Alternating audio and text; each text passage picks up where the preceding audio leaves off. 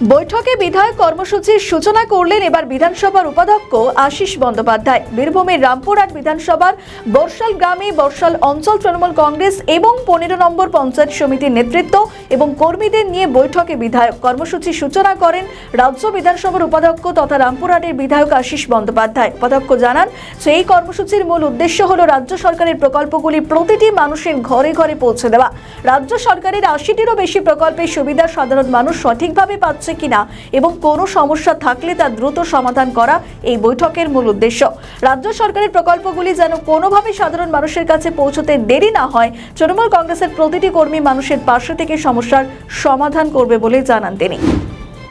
আজ কর্মসূচি হচ্ছে আমরা একটা প্রোগ্রাম রামপুরহাট বিধানসভায় শুরু করেছি, সেটা হচ্ছে যে বৈঠকে বিধায়ক, অর্থাৎ মানুষের সমস্যার কথাগুলো শোনা, তাদের যে নানা অভাব অভিযোগ রয়েছে সেগুলো শোনা এবং যতদূর সম্ভব যেটা পারবো সেটা করে দেওয়া।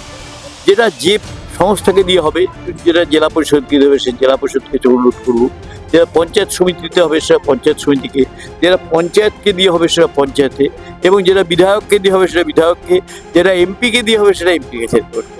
এই কাজগুলোর সঙ্গে মানুষের যোগ এবং মানুষের রিয়াকশনটা কী, অর্থাৎ এই যে মমতা বন্দ্যোপাধ্যায় যে প্রকল্পগুলো চালু করেছেন সেই প্রকল্পগুলো পাচ্ছে কিনা সেগুলো বুথের কর্মীরা ঘরে ঘরে যাবেন, তারা দেখবেন এবং কথা বলবেন। যেখানে মানুষের অসুবিধা হবে সেই অসুবিধাগুলোকে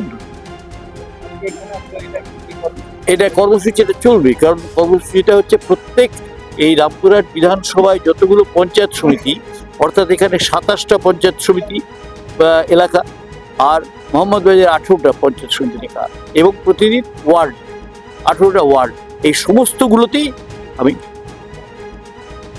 আমাদের ভিডিও ভালো লাগলে লাইক ও শেয়ার করুন, কমেন্ট সেকশনে আপনাদের মতামত জানান। আরও ভিডিও পেতে আমাদের চ্যানেলটিকে সাবস্ক্রাইব করুন এবং প্রতি মুহূর্তে খবরের আপডেট পেতে প্রেস করুন বেল আইকন।